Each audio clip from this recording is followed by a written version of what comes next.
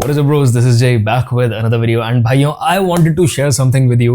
Crimson Desert के बारे में मैंने तुम्हें बताया था कि भाई अभी लोग इस गेम को गाली बक रहे हैं बट अभी तुम Steam पे रिव्यूज देखो, very positive. People are saying they are hooked and I understand why. इस गेम के devs ने रिलीज के एक हफ्ते 10 दिन में करीब बैक टू बैक अपडेट्स निकाले हैं, हॉट फिक्सेस निकाले हैं और जितनी भी जैंकी मूवमेंट के इश्यूज थे, बग्स थे, काफी हद तक फिक्स कर दिए हैं. तो they're not even noticeable at this point. In fact, game खेलने में मजा आ रहा है.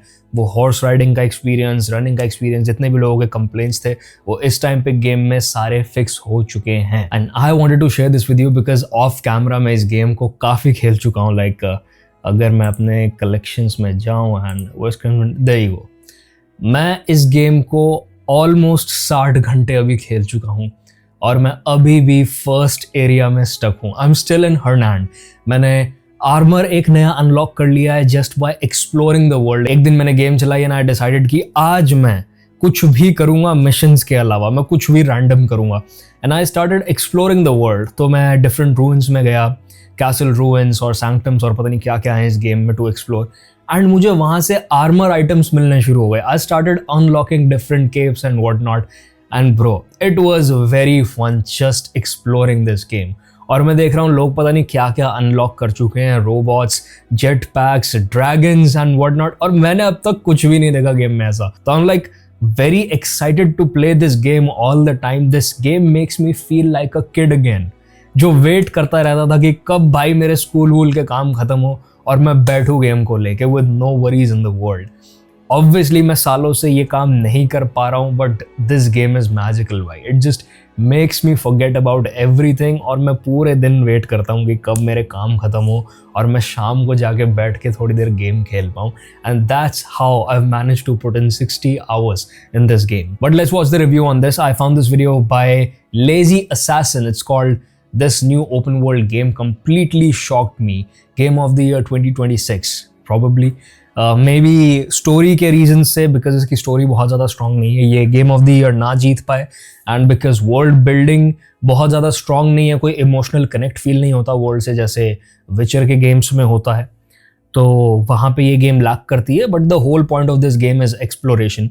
और अगर ये गेम ऑफ द ईयर नहीं भी जीतती है तो वी ऑल नो कि आने वाले कई साल तक लोग इस गेम को खेलने वाले हैं just because of the scale of it and how fun it is to jump back into this game. भाई आज मैं एक ऐसे ओपन वर्ल्ड गेम की बात करने वाला हूं जो लॉन्च के टाइम शायद सबसे ज्यादा कंट्रोवर्शियल एंड अजीब कहा जा रहा था. बट अब मैं ये सब देख रहा हूँ, पता है कि वो ट्री स्पिरिट सा चल के जा रहा है, बड़ा सा ट्री फॉग में, magical forest and what not. मुझे अब तक कुछ भी ऐसा नहीं दिखा है. तो आई गेस मैं अब तक ठीक से एक्सप्लोर नहीं कर पाया हूँ, वो भी स्टार्टिंग एरिया मैप का. के बाद ये शायद one of the greatest open world games में से एक बन चुका है. इसका मैप तो ऑलरेडी आरडीआर 2 से बड़ा है एंड मैं तो यहाँ तक कहूंगा कि आरडीआर 2 के बाद मैंने ऐसा ओपन वर्ल्ड गेम पहली बार खेला है जो इतना बड़ा है, इतना डीप है एंड उसमें इतना कुछ यूनिक है करने को कि मजा ही आ जाए. इवन ये मेरे लिए तो भाई इस साल का गेम ऑफ द ईयर है. ऑब्वियसली अगर GTA 6 इस साल नॉमिनेट नहीं होता, मतलब आप कहोगे कि भाई इतनी क्या तारीफ. जस्ट लाइक आई सेड ये गेम ने इतने सारे लोगों को, because this game feels like a game even after all of its flaws, its bugs, इसमें बस और बस नए नए एरियाज को एक्सप्लोर करना इतना फन है that you keep thinking about this game even when जब तुम इस गेम को नहीं खेल रहे होते हो. करे जा रहा है यार, सच बता रहा हूँ, जिसने क्रिम्सन डेजर्ट खेला है वो ये फीलिंग समझता है जो मेरे अंदर है अभी इस वीडियो को बनाते वक्त. अगर आपको भी जानना है कि भाई क्यों this is one of the greatest open world games, आप एंड तक देखना एंड लाइक का बटन भी प्रेस कर देना. अब जब ये गेम मेरे को पहली बार मिला था ना तो बोरिंग सा लग रहा था. हाँ मैं मिला था इसलिए कह रहा हूँ क्योंकि मुझे गेम का रिव्यू कोड इसके डेवलपर्स पर्ल एबिस से मिला है and thank you to them for providing me with that. But इसका मतलब ये नहीं है कि रिव्यू जेन्युइन नहीं है, क्योंकि thoughts are all my own. उनकी टीम भी ये वीडियो तभी देखेगी जब आप देख रहे हो. इवन ये गेम मेरे को इतना मुश्किल से मिला, क्या बताऊं यार. डायरेक्ट लॉन्च डे पे दिया गया, एटलीस्ट एक दो हफ्ता पहले देते तो मैं इसे थोड़ा सा खेल वेल के रिव्यू बना के रखता ना भाई, जैसे इंटरनेशनल मीडिया करते हैं. खैर भाई जब मैंने गेम को खेलना शुरू किया ना तो यार स्टार्टिंग की fight, that's the reason why initially इस गेम के रिव्यूज बहुत नेगेटिव आए, क्योंकि बहुत लिमिटेड बाहर के यूट्यूबर्स ने इस गेम को 4 से 5 घंटे के लिए खेला था और वो भी उनको 2 डिफरेंट इंटरवल्स में खिलाया गया था. Like the first part of the story and then उनको एक हाई लेवल कैरेक्टर के साथ एक लेट गेम सेव में डाल दिया जिसको फिर उन्होंने बस और बस एक्सप्लोरेशन के लिए यूज किया है 2-3 घंटे. एंड वो लोग को बिकॉज ये उनसे NDA साइन करवाते हैं तो उनको कुछ भी डिस्क्लोज करना गेम के बारे में, कोई भी डिटेल्स अलाउड नहीं था। और बाकी के लोग जितने भी हैं उनको डे 1 ही खेलने को मिली है, चाहे उन्होंने रिव्यू कोड्स रिसीव करके ही क्यों ना खेली हो, वो सब लॉन्च डे पे हुआ है। इसलिए इनिशियल 5-6 घंटे इस गेम के इतने स्लो चलते हैं, लोगों को लगा भाई ये गेम तो बेकार है, it's not worth it. But here we are, proven wrong, क्योंकि इस गेम को जितना खेलते जाओ ये उतनी इंटरेस्टिंग होती जाती है। के बाद मुझे बहुत ही बोरिंग सा लग रहा था। मतलब मैं सोच रहा था कि यार आखिर इस गेम की इतनी हाइप है क्यों, स्टोरी ब्लैंड सी है, कैरेक्टर्स में कैरिज्मा मिसिंग है और कंट्रोल्स इतने कॉम्प्लेक्स एंड क्लंकी। इस वजह से शुरू के 4-5 घंटे तो खेलने में बहुत प्रॉब्लम हुई और फिर मैंने कुछ दिन खेला ही नहीं। बट रिव्यू कोड मिला है तो यार वीडियो तो बनानी है, तो थोड़ा बहुत अपने को फोर्स किया खेलने को। एंड जैसे ही मैं भाई 7-8 आवर्स का मार्क क्रॉस किया, भाई आई वाज एडिक्टेड। मतलब ऐसा मेरे को क्या मिला वो मैं डिटेल में बताऊंगा। बट हाँ, मैं सोच रहा था कि यार दूसरे इंडियन यूट्यूबर्स की तरह बस 6-8 घंटे में खेल के वीडियो बना दूंगा, भाई टाइम का पता ही नहीं लगा। 20 घंटे पार हो गए, चैप्टर 5 शुरू हो गया। लेकिन मैं बता दूं कि what we know is a drop and what we don't know is an ocean. तो यार गेम एटलीस्ट 300 से 400 घंटे लेगा एक एक चीज देखने। Like the intro of the game, the Hernand पूरा area itself, it's just tip of the iceberg. Iceberg अंदर कितना डीप जाता है ना, उसका अब तक किसी को भी नहीं पता। लाइक तुम गाइड वीडियोस देखो, लोगों के रिव्यू वीडियोस देखो, वो खुद कह रहे हैं कि भाई हम इस गेम का प्रॉपर रिव्यू दे ही नहीं सकते क्योंकि हमें खुद नहीं पता और क्या क्या है इस गेम में।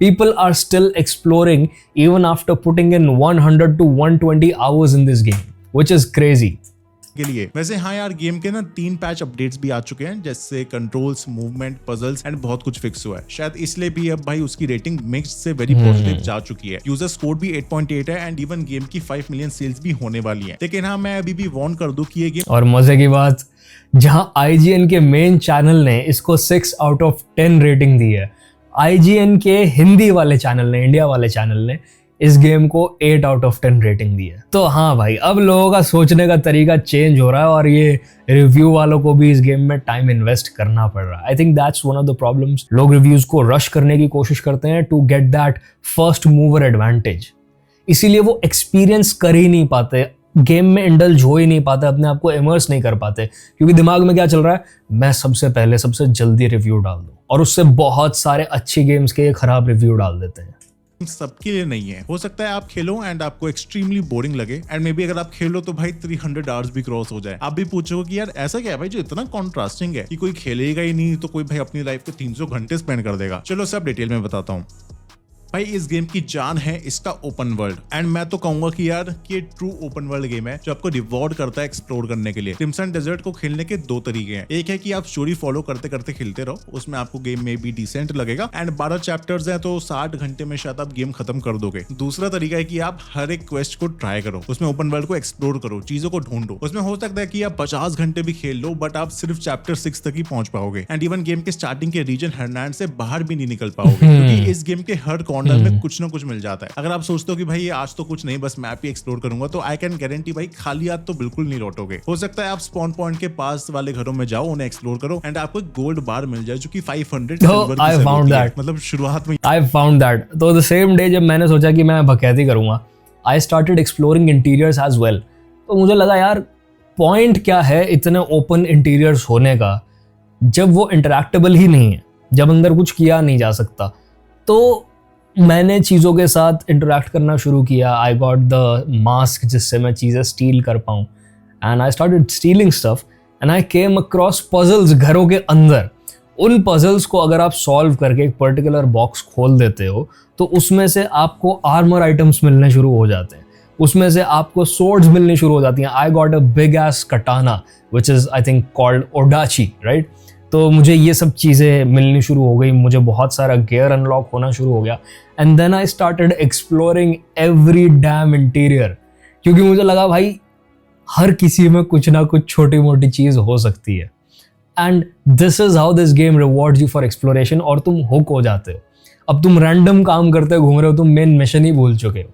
आप रिची रिच बन जाओ। हो सकता है कि भाई आप अपने स्पॉन पॉइंट से थोड़ा सा दूर चले जाओ एंड वहां आपको कुछ ऐसे बच्चे मिल जाए जो कि आपको पॉइजन डार्ट से मार देते हैं। तो आपको ना फोर्सफुली उनकी रिक्वेस्ट पूरी करनी पड़ती है, जिसमें वो कहते हैं कि भाई एक ना आइटम ढूंढ कर लाओ, बट उसके लिए आपको ये बड़े से वॉकिंग ट्री के ऊपर चलना है, मैंने ये नहीं किया रिट्रीव करना है। हो सकता है आप एक मिशन की लोकेशन ढूंढ रहे हो बट आपको ऐसे क्रीचर्स मिल जाए जिन पे एलियन मेटल चिपका हुआ है एंड वो आप पर अटैक कर रहे हैं। हो सकता है कि भाई आप सोचो यार आज तो ना गेम के एनपीसीज की हेल्प करूंगा, थोड़ा सा गुंडों को मजा चखाऊंगा, बट उनका फाइनल बॉस तो एक्चुअली एक एक्सकेवेट्रॉन है जो कि मैकेनिकल सूट पहने बैठा है एंड आप उससे तब तक नहीं मार सकते जब तक आप स्पेसिफिक स्किल्स अनलॉक ना कर लो। हो सकता है आप पानी में जाओ एंड वहां आपको एक पायरेट शिप मिल जाए जहां चारों तरफ माइंस बिछी पड़ी है, कोई भी बोट नहीं मिल रही है, बट स्टिल आप उधर जाने का कोई ना कोई तरीका ढूंढते हो, जिसके बाद आप पायरेट्स को मारते हो एंड एक लेजेंडरी पायरेट हैट मिलती है। हो सकता है भाई आप उस शिप के और आगे जाओ एंड इस क्यूरियोसिटी में कि भाई आज तो वर्ल्ड की बाउंड्री देखूंगा, उसमें एक बहुत बड़ी ब्लू व्हेल आपको आकर मार दे। ये है भाई क्रिम्सन डेजर्ट। ब्रो अगर ये सब हर्नांड में है तो भाई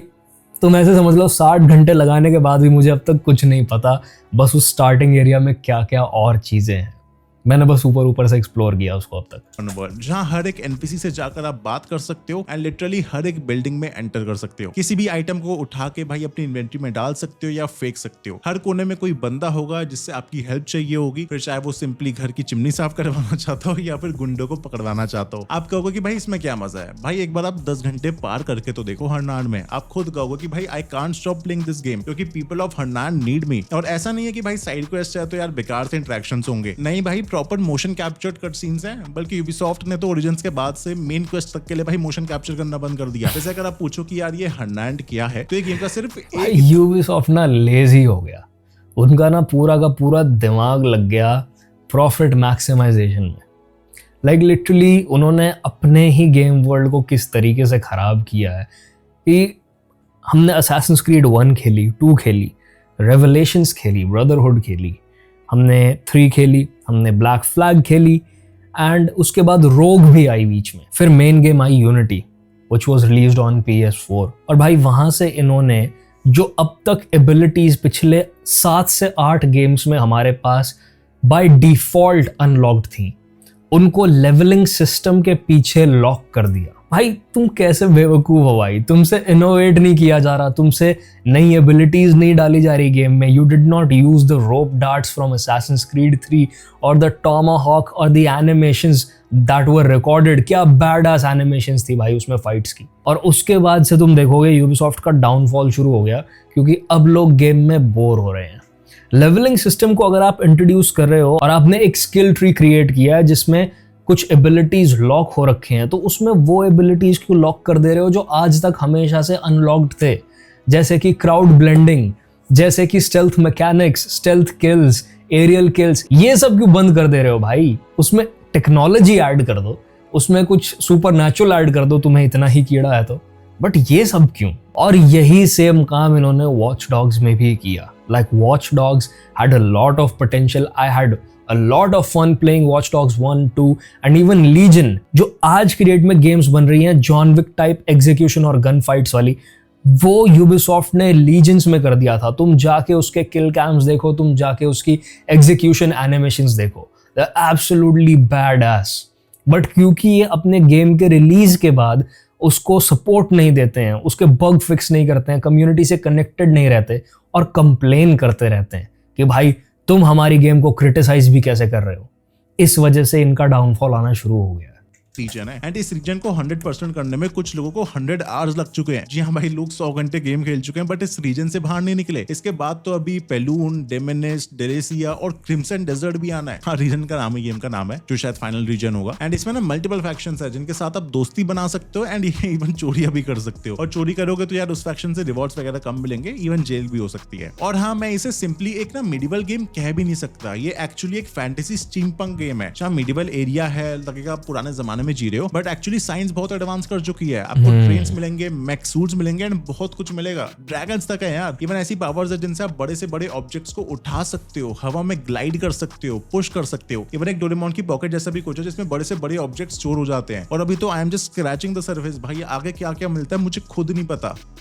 एंड इसके अलावा भी यार गेम में कॉम्बैट के लिए बहुत कुछ है। Simple light and heavy attacks तो है ही, बट ढेरों कॉम्बोज हैं जो कि अलग अलग कीज के कॉम्बिनेशन से बनते हैं। फिर चाहे मल्टीपल एनिमीज पे एक साथ अटैक करना हो, या उनको पोक करना हो, या फिर पावर किक्स मारनी हो, या उन्हें उठा के पटकना हो। एंड अभी तो मैक्सिमम मैंने भाई अनलॉक भी नहीं करे। रेसलिंग मूव्स इस गेम की सबसे फन चीज है, सबसे फन। जब खुंदक आ रही होती है ना, तुम फाइट हार रहे होते हो या तुम्हें बहुत सारे हिट्स एक साथ पड़ जाते हैं क्योंकि एनिमीज ने तुम्हें घेर लिया है, एक जगह में कॉर्नर कर दिया है, तो भाई वो रेसलिंग मूव्स एग्जीक्यूट करके जो पटकियां देने में मजा आता है ना, आई स्वेयर भाई इट्स वेरी फन। बट हाँ, ये कोई सोल्स लाइक गेम नहीं है। इवन दो इसमें स्टैमिना सिस्टम है, बट इसका कॉम्बैट इज ईजियर। बस डिपेंड करता है कि आप सही बॉस पे सही स्किल यूज करो।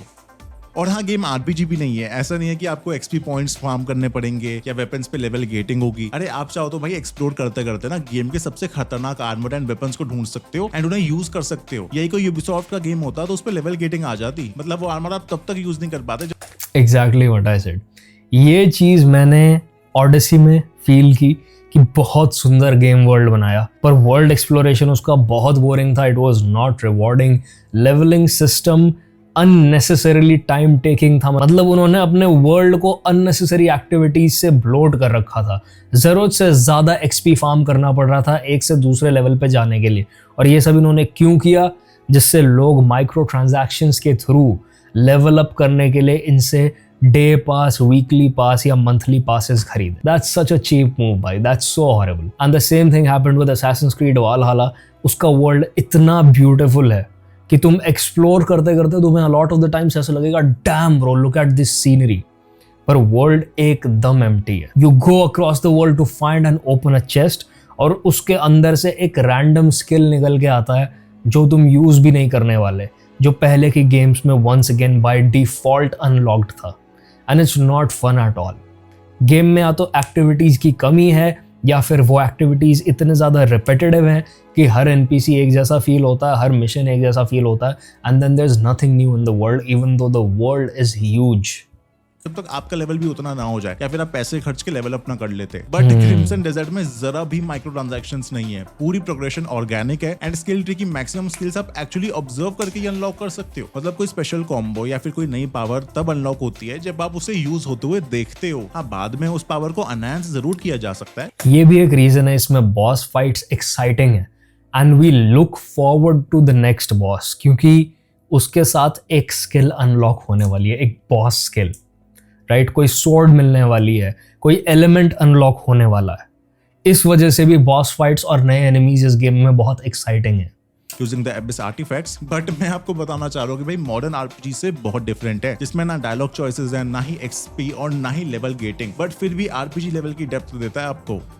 और इसके मिशंस ऐसे नहीं है कि भाई सिंपली जाओ मारो या बॉस फाइट्स करो। हर एक मिशन यूनिक लगता है, मतलब हर बार आपको कुछ नया देखने को मिलता है। अगर यूबीसॉफ्ट का गेम होता तो उसमें आपको 10 टारगेट्स दे देते एंड आप उन सबको मारने के लिए भाई जाना पड़ता, जिसमें सारे टारगेट्स लिटरली एक दूसरे के जेरोक्स लगते। बट इसमें तो मे बी आप किसी की एक हेल्प करने गए, जहां आपने देखा कि भाई आपका दोस्त जेल में बंद है, जिसके बाद आप गार्ड से लड़ने की जगह ना भाई आर्चरी कॉन्टेस्ट में पार्ट ले रहे हो ताकि अपने दोस्त को छुड़ा सको। एंड बहुत बार तो आपको पजल सॉल्व करनी पड़ती है, फिर मे बी किसी की स्पेसिफिक मशीन को चलाने के लिए या फिर कोई डोर को अनलॉक करने के लिए। एंड यहीं पे आता है यार गेम का फर्स्ट क्रिटिसिज्म कि गेम आपकी मदद नहीं करता, आपको ना खुद ही फिगर आउट करना है सब कुछ। पजल सिंपल है, मोस्टली पता है कि भाई क्या करना है सॉल्व करने के लिए, इतने गेम्स हमने खेले हैं, बट कैसे करना है वो आप खुद फिगर आउट करो। Bro, some of the puzzles are so annoying.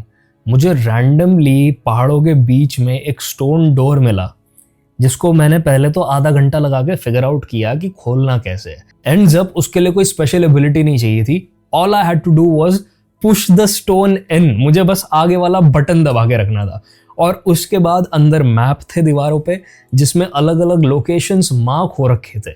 जब मैं उन लोकेशंस पे गया तो मुझे पिक्चर्स मिले ऑफ रैंडम सर्कल्स। जब मैं वापस पजल लोकेशन में आया तो आई फिगर्ड आउट कि दीवारों में सर्टेन सर्कल्स हैं जिनको उन पिक्चर्स के हिसाब से अलाइन करना है, तो it opens another door. Like puzzles इतने इन डेप्थ है भाई, तुम सोचो डेव्स ने कितना दिमाग लगाया होगा। तो yes, a lot of the times puzzles बहुत ज़्यादा फ्रस्ट्रेटिंग है, बहुत ज़्यादा। बट जब तुम उनको सॉल्व कर लेते हो ना भाई, अलग लेवल सेटिस्फैक्शन मिलती है कि फाइनली ये मुसीबत मैंने सॉल्व कर ली। It reminds me of the old Uncharted games, Tomb Raider, जो बिल्कुल तुम्हें गाइड वाइड नहीं करती, बस पजल एरिया में छोड़ देंगी कि भाई अपने आप सरमारी करो। भी आसपास क्लूज ढूंढो या फिर अलग अलग कॉम्बोज ट्राई करो। लाइक एक जगह पे मुझे व्हील घुमाना था बट इसका हैंडल टूटा पड़ा है। आधा घंटा भाई माथा कपची करने के बाद पता चला कि भाई जो अपनी सॉर्ड है ना यार उसी को फंसा सकते हैं जो कि हैंडल बन जाती है एंड फिर घूम जाता है। सो इसलिए गेम ना इतना सिंपल लगेगा नहीं। I mean split fiction, God of war में भी पजल्स होती हैं बट उनमें मैकेनिक्स लिमिटेड ही है, तो आप कुछ ना कुछ कर ही लोगे। बट यहाँ तो भाई पूरी लंबी लिस्ट है मैकेनिक्स की कि भाई कौन से अटैक्स हो सकते हैं, कौन से कॉम्बोज हो सकते हैं। ऑलमोस्ट सभी ओपन वर्ल्ड फीचर्स भाई इसमें आपको मिल जाते हैं। सो भाई लगे रहो भाई, घंटों तक ट्राई करते रहो जब तक कुछ सॉल्यूशन मिलता नहीं है। हाँ, पैच अपडेट्स के बाद डेवलपर्स ने कहा था कि पजल इंडिकेटर्स को ऐड किया गया है बट अभी भी शायद खास फर्क तो नहीं पड़ा। स्टिल जब आप बहुत सोचने के बाद एक इनोवेटिव सॉल्यूशन निकाल देते हो ना पजल करने का, यार सेटिस्फैक्शन तो मिलती है। और इसलिए मैं बताता हूँ वो इंडिकेटर भी कैसा ऐड किया गया है। मान लो तुम एक पजल एरिया में किसी ऑब्जेक्ट के पास हो, जो ऑब्जेक्ट एक सर्टेन एबिलिटी को यूज करके ही एक्टिवेट हो सकता है, तो उसके अराउंड वो पर्टिकुलर कलर तुम्हारे प्लेयर पे ग्लो होना शुरू हो जाएगा। लाइक अगर तुम्हारा स्पिरिट एबिलिटी यूज होने वाला है तो your player will start emitting green fumes, sparkles. तो उससे तुम्हें पता चल जाएगा कि अच्छा यहाँ ये एबिलिटी यूज करनी है, बट उसके लिए तुम्हें बहुत क्लोज जाना पड़ेगा उस ऑब्जेक्ट के। Game is a bit on the difficult side. मतलब एज सच बॉस फाइट्स या फिर पजल्स वगैरह मुश्किल नहीं है बट इंस्ट्रक्शंस कम होने की वजह से ना आपको खुद फिगर आउट करना है सब कुछ। बॉस फाइट्स भी मोस्टली 2-3 ट्राइज में हो जाती हैं, बस आप ना सही कॉम्बोज एंड स्किल्स का यूज कर पाओ या फिर पहले तैयार होके जाओ। आई विश मैं तुम्हारे साथ ये शेयर कर पाता, बट मैं ऑलरेडी ये वाला बॉस फाइट और इसके अगले वाला कर चुका हूँ and I ended up doing it in 2 tries. क्योंकि फर्स्ट ट्राई में मुझे समझ नहीं आ रहा था कि इसके अटैक्स को काउंटर कैसे करना है। ये इतना ज़्यादा मेरा स्टैमिना यूज अप करवा दे रहा था just in the defensive stance. तो हाँ, मैं ये नहीं कहूँगा बहुत ज़्यादा डिफिकल्ट है, बट अगर तुम प्रॉपरली प्रिपेयर करके जाओ, अपने रिवाइवल सीड्स लेके जाओ और हेल्थ आइटम्स लेके जाओ, कुक करके जाओ, तो बहुत आसानी से बॉस फाइट्स निकल जाते हैं। सब कुछ अनलॉक्ड हो, वरना मरते रहोगे फायदा है नहीं। इवन बेसिक चीजों में भी चैलेंज है। मैं फिशिंग करने बैठा और आधा घंटे तक एक फिश नहीं पकड़ पाया क्योंकि भाई इसके मैकेनिक्स ही इतने डीप है। मतलब पहले आप फिश को फंसाने का वेट करो, देन फिश को थकाओ कि वो भागना बंद करे, फिर आप उसे खींचो और अगर बीच में वापस भागने का ट्राई करो तो फिर से फंसाओ, जिसमें अगर रस्सी के बीच कोई रॉक वगैरह आ गया तो वो टूट जाएगी। इसके अलावा गेम में इतना कुछ है करने को कि शायद ऐसा कंट्रोलर बनाना पड़ेगा भाई इसे खेलने के लिए। हर बटन या की से कुछ ना कुछ होता ही है। कीबोर्ड पे तो मल्टीपल कीज होती हैं, कंट्रोलर पे भाई एक ट्रायंगल बटन को आप क्लिक करते हो तो भाई हॉर्स उतरोगे, होल्ड करते हो तो एनिमीज को करोगे, हाथ में कुछ है तो भाई उसे ड्रॉप कर दोगे, R1 के साथ पेयर करते हो तो एनिमीज को पोक करोगे एंड आगे और खेल रहा हूं तो पता नहीं भाई और कौन सी नई चीजें मिल जाएंगी। इसलिए इतने मैकेनिक्स की वजह से गेम कॉम्प्लेक्स लग सकता है बट भाई खेलते खेलते मजा आता है। नॉट टू मी मैन, मुझे मतलब वो अलग लेवल, पता नहीं लोग ऐसे लेजी क्यों हो गए। पर याद करो जब हम पुराने टेकन गेम्स खेलते थे कितना सैटिस्फाइंग होता था वही 4 बटन्स में से 4 अलग कॉम्बोज को फिगर आउट करना और एक नई एबिलिटी मारना। तो फिर तुम्हारा दोस्त पूछ रहा है अबे ये तूने कैसे किया, but now it's a secret because बस तुमने फिगर आउट किया है। तो ये गेम कुछ वैसी फीलिंग देता है। Once you execute the combos properly तो वो करके बहुत मजा आता है, बहुत ज्यादा। मिला है वो है इसकी स्टोरी एंड कैरेक्टर्स को लेकर। देखो भाई ऑनेस्टली ये इस गेम का स्ट्रॉन्ग पॉइंट नहीं है। स्टोरी इसकी स्ट्रेट फॉरवर्ड एंड सिंपल है कि आप ग्रे मेन्स नाम की गैंग या फिर कम्युनिटी को बिलोंग करते हो बट आपके ऊपर राइवल्स अटैक कर देते हैं एंड सब लोग अलग अलग हो गए हैं। तो मेन कैरेक्टर यानी कि क्लिफ जो है वो अब सबको ढूंढेगा एंड रीयूनाइट करेगा एंड वर्ल्ड को एक्सप्लोर करते हुए सुपर नेचुरल पावर्स का भी यूज करेगा ताकि ग्रे मेन्स को वापस से स्ट्रॉन्ग बनाया जा सके। क्लिफ अपना स्टोइक लगता है भाई, बिल्कुल फेस पे कोई खास एक्सप्रेशन होते नहीं है, सीरियस मूड में रहता है। उसके अलावा आप डेमेन एंड उनका को भी कंट्रोल कर सकते हो। तो मतलब टोटल 3 प्लेबल कैरेक्टर्स हैं। अब खेलते खेलते आपको इसके कैरेक्टर्स भी यार पसंद आने लगेंगे, मन करेगा भाई आगे बढ़ने का। बट अगेन बता दूं कि यार स्टोरी बहुत ऐसी गेम चेंजिंग तो अभी तक नहीं लग रही है क्योंकि डेवलपर्स का फोकस था भी नहीं। वो डेवलपर्स का फोकस सिंपली था एक ऐसा ओपन वर्ल्ड गेम बनाना जहां आप घंटों बिता पाओ बिना बोर हुए। आप फिशिंग कर सकते हो, ग्लाइडिंग कर सकते हो, माइनिंग करो, ट्रेडिंग करो, झाड़ू पोछा लगा लो। ये भाई स्काईरिम, ठीक है, it's Skyrim. Do not expect a lot of depth in the story या NPC conversations, but NPCs are there, ठीक है, दे आर इंटरैक्टेबल। हर किसी का थोड़ा बहुत काम है। पीपल हैव रैंडम डायलॉग्स जो सर्टन नॉलेज जिससे तुम्हारे लिए अनलॉक हो जाएगा। तुम्हें सर्टन चीज़ों के बारे में, रेसिपीज़ के बारे में पता चल जाएगा और वो रैंडमली ट्रिगर हो सकते हैं किसी NPC से बात करके। तो वो भी एक चीज़ तुम्हारे लिए रिवॉर्डिंग हो सकती है कि you can go around just greeting people and you never know क्या अनलॉक होने वाला है उन कॉन्वर्सेशन से। बट अदरवाइज अगर तुम विचर लेवल का डेप्थ एक्सपेक्ट करके घुसोगे इस गेम में with NPC conversations and the world, not going to happen. ये गेम चिल करने के लिए बनी है और जो इसको चिल करने के लिए खेलेगा वो बहुत खुश होने वाला है, अदरवाइज तुम डिसअपॉइंट हो जाओगे भाई। Do not buy this game अगर तुम बस और बस स्टोरी गेम्स खेल के खुश होते हो और तुम्हारा स्काईरिम जैसी गेम्स के साथ कभी कोई एक्सपीरियंस नहीं रहा। भी नहीं तो भाई अपनी पावर्स का यूज करके हवा में उड़ो, पेड़ को उठा के ग्रैंड स्लैम मारो, किसी पेड़ को भाई स्लिंगशॉट की तरह यूज करके लंबी छलांग लगाओ, किसी पोल का यूज करके पोल वॉल्टिंग करो, एनपीसीज के साथ खेलो भाई, मतलब बहुत कुछ है। और इवन ड्रैगन्स की सवारी तक कर सकते हो, अपना फूड इकट्ठा करना, खाना बनाना, फार्मिंग, एनिमल से दोस्ती करना, उनको जाके सेल कर देना, और भाई इतनी सारी चीजें होंगी जो मैं खुद अभी तक एक्सप्लोर नहीं कर पाया हूँ। आप इन्वायरमेंट में किसी भी चीज को उठा सकते हो। अरे मेरी इन्वेंटरी में इतना सारा जो सामान पड़ा है उसका आधे का क्या यूज है मुझे नहीं पता। मेरे को तो डर था कि भाई इस वीडियो में सब कुछ बताऊंगा कैसे, भाई इतना कुछ है कवर करने को। अभी तो मैंने आपको व्हील्स नहीं बताए। इवन जो लोग इसकी गाइड्स वगैरह बना रहे हैं या देख रहे हैं ना भाई, वो खुद परेशान है कि भाई हर वीडियो में कुछ ना कुछ नया मिल जाता है। मेरी ट्विटर फीड इस गेम की टिप्स एंड ट्रिक्स से भरी पड़ी है, रोज कुछ ना कुछ नया मिलता है भाई। दिस गेम लाइक मैं ऑनेस्टली बताऊंगा, आई विश मैं गेम प्ले वीडियोज में लगातार तो मैं वो स्टोरी का कंटिन्यूएशन दे पाता, बट भाई इस गेम में पॉसिबल नहीं है। एक तो मैं स्टोरी मिशंस अगर बस और वो स्टोरी मिशंस ग्राइंड करता रहता हूँ तो इवेंचुअली मेरे लिए बॉस फाइट्स इतने ज़्यादा मुश्किल हो जाएंगे कि मैं बार बार हारता रहूँगा, पिटता रहूँगा और फ्रस्ट्रेट होकर गेम छोड़ दूंगा।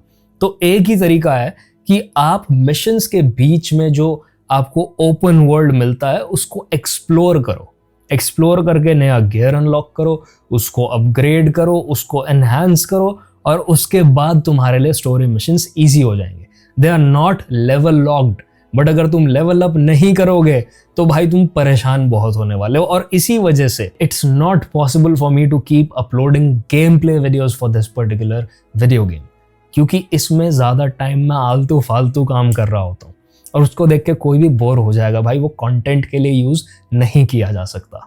लाइक कि भाई आप अपनी स्टोरी खुद बना रहे हो तो भाई आपके डेवलपर्स की स्टोरी की क्या जरूरत है। और डेवलपर्स की बात हो रही है तो भाई देखो, पर्ल एबिस ना साउथ कोरिया का स्टूडियो है जिन्होंने पहले ब्लैक डेजर्ट ऑनलाइन बनाया था, एंड वो एक एमएमओ आरपीजी था। इसलिए क्रिम्सन डेजर्ट उनका first single player story game है, जो कि पहले होने भी नहीं वाला था। पहले वो इसे भी एमएमओ आरपीजी बना रहे थे, बट उन्होंने फिर स्टोरी पे शिफ्ट कर दिया, एंड शायद इसी वजह से स्टोरी इतनी बढ़िया बनी भी नहीं है। बट उनका एमएमओ आरपीजी का एक्सपीरियंस ना काम जरूर आ रहा है कि भाई इतना तगड़ा गेम प्ले बना दिया। हाँ, शुरू में कंट्रोल्स इतने खराब इसलिए भी थे क्योंकि एमएमओ आरपीजी वाली की बाइंडिंग्स यूज करी गई थी, बट अब इंप्रूव किया जा रहा है एंड काफी हद तक हो चुका है। स्पीड भी कमाल किया भाई, मतलब गेम को अब शुरू में जब मिला बस 2-3 दिन में ही पैच अपडेट्स निकालने शुरू कर दिए। मतलब रिव्यूअर्स की तरफ से उन्हें फीडबैक शायद पहले ही मिल गया होगा, तो वो हफ्ते भर से काम कर रहे होंगे, बट फिर भी भाई अभी भी लगे हुए हैं वो अपडेट करने में। इवन कुछ दिन पहले ही थर्ड अपडेट भी आया है। वो तो इसका मल्टीप्लेयर मोड निकालने का भी सोच रहे हैं, स्विच टू पोर्ट पर भी बात चल रही है, एंड वो कम्युनिटी की सुन रहे हैं भाई। आई रियली होप ये मल्टीप्लेयर निकालें, क्योंकि फिर इस गेम के ऊपर बहुत कंटेंट बनाया जा सकेगा। And the world is so big कि भाई ऐसा फील भी नहीं होगा कि तुम्हारा सिंगल प्लेयर एक्सपीरियंस खराब हो रहा है मल्टीप्लेयर मोड में होने की वजह से, because the world is that big भाई। अगर एक मैप पे 50 प्लेयर्स भी घूम रहे होंगे, एक सर्वर पे 60 भी घूम रहे होंगे, तो भी for them to come across each other is going to be a rare thing.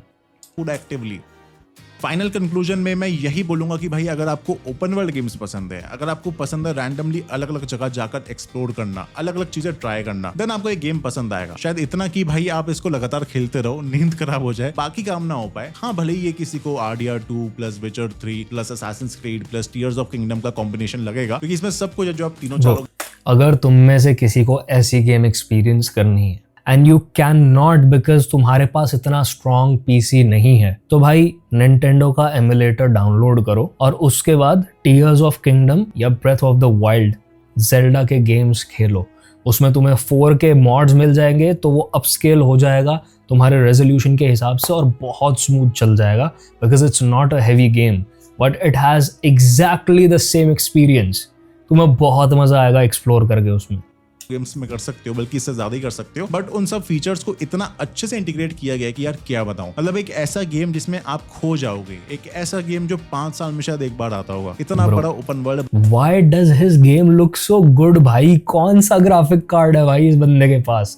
He is playing on the max settings with ray tracing and ray reconstruction on. तुम लाइट शाफ्ट्स देखो कितने सुंदर लग रहे हैं, ये देखो भाई, damn it! डैम इट भाई, मुझे पैसा कमा के अपग्रेड करना है। गेम जिसमें आप खो जाओगे, एक ऐसा गेम जो 5 साल में शायद एक बार आता होगा। इतना बड़ा ओपन वर्ल्ड बनाना जिसमें आप हो जाओ, आप एडिक्ट हो जाओ, आपका मन ना करे बाहर निकलने का, क्योंकि कोई ग्राइंडिंग या फिर माइक्रो ट्रांजैक्शंस है ही नहीं। ये सब आज के जमाने में तो भाई देव मानुष का ही काम लगता है। बट हाँ भाई, अगर आपको as such open world and exploration पसंद नहीं है, अगर आपको लगता है कि भाई मेरे को खुद एक्सप्लोर नहीं करना, एक लीनियर स्टोरी मिल जाए जिसको मैं फॉलो कर लूं, देन ये गेम आपको पसंद नहीं आएगा एंड शायद आपके लिए है भी नहीं। और इसमें कोई बुरी बात नहीं है यार, मतलब हर गेम सबके लिए नहीं होता एंड ना ही जरूरी है कि आपको हर गेम ट्राई करना चाहिए। अपना पैसा बर्बाद करके क्या फायदा भाई, जबरदस्ती किसी चीज को पसंद करना, पैसा बर्बाद करना, इससे अच्छा वो खेलो जिसमें आपको मजा आए। So this was my review for this game. मैं इसे अच्छे से भाई टाइम लगा के खेलने वाला हूँ, भले ही दूसरे गेम्स आते रहे भाई, बट इसे स्लोली खेलता रहूंगा। कोशिश है कि GTA 6 से पहले 100-200 घंटे तो हो जाए इस गेम में, उसके बाद तो भाई खैर GTA 6 ही खेलना है। बाकी आप बताओ भाई, अगर भाई एक बार GTA 6 आई फिर तो लोग सब कुछ भूल जाएंगे। बट जैसे GTA 6 मॉडर्न वर्ल्ड में सेटअप होगी ना, this is the medieval world का GTA 6। तो कभी भी अगर तुम्हें वो सेम स्काईरिम एक्सपीरियंस लेना हो, फिर से वही माउंटेन्स एक्सप्लोर करने हो, डेजर्ट्स एक्सप्लोर करने हो, तो this is going to be the game for you. It's going to be your comfort game for very long time. अगर तुम्हें लंबे लंबे गेम प्लेज और एक्सप्लोरेशन वीडियोस देख के इस गेम के शांति मिल रही है और मजा आ रहा है, तो तुम खेलना बहुत एंजॉय करने वाले हो। Review of the game, criticising Ubisoft. भाई यूबीसॉफ्ट के काम ही ऐसे रहे हैं, कोई इनोवेशन नहीं, सालों साल वही गेम डिजाइन को घिसना, कोई अच्छे साइड मिशंस नहीं, मोशन कैप्चर उन्होंने करना बंद कर दिया है तो चीजें रियलिस्टिक नहीं दिखती, गेम्स में बग जो कभी फिक्स नहीं होते, और उसके बाद माइक्रो ट्रांजैक्शंस जिन्हें करना तुम्हारी मजबूरी हो जाएगी क्योंकि तुम लेवल अप कर करके परेशान हो जाओगे और तुम्हें भीख बराबर लेवल मिलेगा नॉर्मल टास्क्स करके, and then you'll eventually end up buying a boost for your XP. 24 hours in and I've still done literally nothing in the game. It's like a drug, honestly. The exploration is on another level. So true भाई, so true. Like मैं एक mountain peak पे गया था जहां से मेरा एक आर्मर आइटम अनलॉक हुआ, एक ब्लैक कलर का बड़ा बैड-एस आर्मर है, नेक्स्ट गेम प्ले में तुम्हें वो दिखेगा भाई। उसको एक्सप्लोर करने में मुझे जो मजा आया, वहां पे एक कैसल रूइन था जहां पे बैटल हो रखी थी। Bro I just can't tell you, मुझे ऐसी चीजें करने में, ऐसे रूइंस एक्सप्लोर करने में इन वीडियो गेम्स कितना मजा आता है। It's not Skyrim at its core, but इसका एग्जैक्टली वही फील है, एग्जैक्टली वही जो मुझे ड्वार्वन रूइंस एक्सप्लोर करने में मजा आता था ना स्काईरिम में, वो इसमें आता है मुझे रैंडम चीजें एक्सप्लोर करने में। So this is it for this video भाइयों, I hope you enjoyed it. Hopefully आज मैं एक गेम प्ले वीडियो अपलोड कर दूंगा, अगर आज नहीं कर पाया तो कल इवनिंग तो जरूर ही कर दूंगा, बिकॉज वंस अगेन ये इतनी लंबी लंबी रिकॉर्डिंग्स को एक्सपोर्ट करने में ही मेरे पीसी को बहुत टाइम लग जाता, बिकॉज ऑल दो स्पेक्स ठीक है मेरे पीसी के, बट Ryzen 7 5700G जो है, it's not optimised for doing heavy rendering tasks, तो उसको वो काम करने में बहुत ज़्यादा मेहनत लगती है, बहुत ज़्यादा टाइम लग जाता है। तो यप, जितना जल्दी हो सके मैं नेक्स्ट गेम प्ले डालूंगा, and I will see you brothers in the next one. Piece.